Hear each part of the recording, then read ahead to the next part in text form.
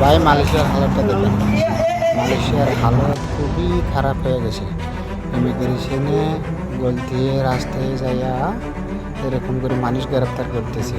আপনারা দেখতে পাচ্ছেন ওখানে ওনার অফিস আছে, ওখানে পর্যন্ত এখন তারা কাজের করতে যেতে পারতেছে না।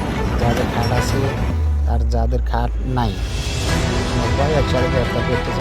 মাইগ্রেশন যাচ্ছে দেখতে, এখানে যাওয়ার পরে তারা এখানে গল্লি গল্লি এরকম করে সেখানে করতেছে।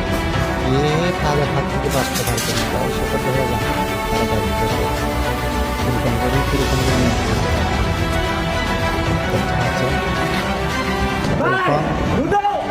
মানুষের খুবই খারাপ, সতর্ক হয়ে চলতে হবে। রাত্রে হলে বসে থাকবেন, বসে থাকবেন না, কারণ যদি তাদের সময় যদি এরকম হয়ে যায় আমার সময় আছে প্রবাসীর জন্য তারা করতেছে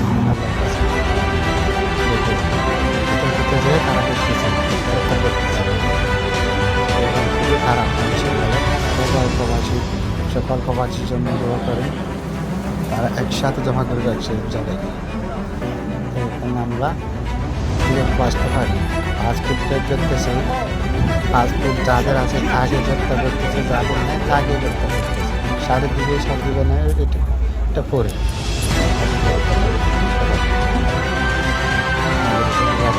আপনারা দেখতে পাচ্ছেন।